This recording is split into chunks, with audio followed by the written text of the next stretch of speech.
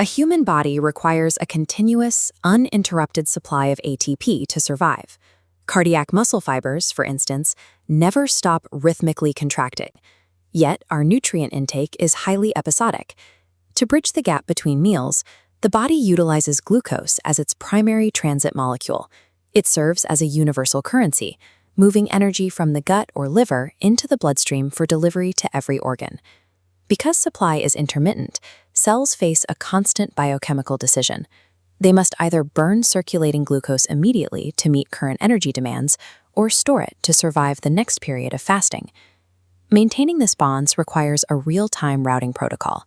The body must be able to shift instantly between a catabolic state of burning fuel and an anabolic state of building up energy reserves.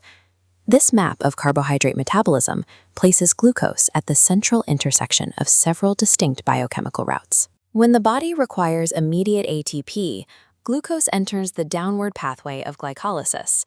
Here, the 6-carbon sugar is broken down into pyruvate, yielding energy and NADH. During periods of nutrient abundance, glucose flows towards storage. In this glycogenesis route, individual glucose molecules are polymerized into glycogen and stored in the liver and skeletal muscles. Once glycogen stores are saturated, excess carbohydrates are routed past pyruvate toward acetyl-CoA. This leads to lipogenesis, where the energy is converted into fatty acids for long-term storage in adipose tissue. When blood sugar levels drop, the flow reverses. Pathways like glycogenolysis and gluconeogenesis retrieve energy from these stores and return it to the center to maintain euglycemia. Without a master switch to coordinate these movements, these opposing pathways would operate simultaneously. They would cancel each other out, wasting energy in a continuous, unproductive cycle. That coordination begins with a postprandial trigger. High blood glucose levels stimulate beta cells in the pancreatic islets of Langerhans to release insulin into the circulation. This process co-secretes insulin in equimolar amounts with C-peptide. Because C-peptide is not found in synthetic insulin, it serves as the primary diagnostic marker for measuring a patient's endogenous insulin production. Insulin doesn't act on glucose directly. It binds to the insulin receptor, a transmembrane tyrosine kinase.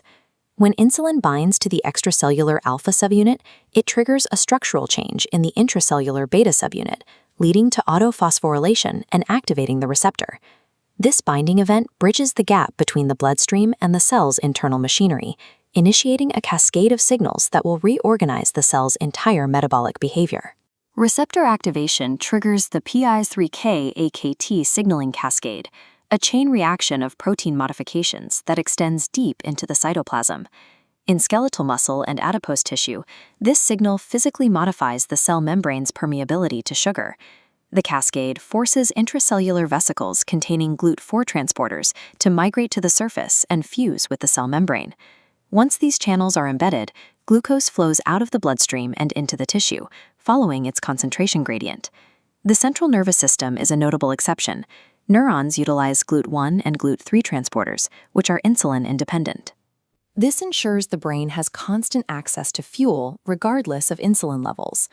Insulin's primary role in these tissues is the physical relocation of transporters. By embedding GLUT4 into the membrane, it allows glucose to passively diffuse into the cell. In the liver, the insulin signal focuses on the internal management of metabolic pathways rather than membrane permeability. Insulin activates protein phosphatase 1, which removes phosphate groups from various metabolic enzymes. This chemical change alters their activity, switching them from a state of breakdown to a state of storage. This dephosphorylation turns on glycogen synthase to build up energy reserves, while simultaneously turning off glycogen phosphorylase to prevent those reserves from being broken down. This profound influence extends deep into the cell nucleus, where insulin begins to modify the expression of specific genes. It downregulates the expression of gluconeogenic enzymes, like glucose 6-phosphatase, while upregulating the enzymes required for lipid synthesis. By combining physical transporter relocation, enzymatic modification, and genetic regulation, insulin reorganizes the body into an anabolic state focused on energy storage. Diabetes mellitus is the result of a failure in this PI3K-AKT signaling cascade, which prevents the proper routing of glucose into the body's tissues. In type 1 diabetes, the failure stems from a lack of insulin production due to autoimmune destruction of beta cells. In type 2, the signal fails because target tissues become resistant to the hormone's binding. In both cases, the GLUT4 transporters remain stuck inside the cell. Peripheral tissues begin to starve, even as they are surrounded by a bloodstream saturated with glucose. The liver interprets this lack of intracellular glucose as a sign of total body starvation. Without insulin, hormones like glucagon take over. The liver responds by aggressively activating gluconeogenesis and glycogenolysis, dumping even more glucose into a circulation already at toxic levels. This creates a cycle of corrupted logic.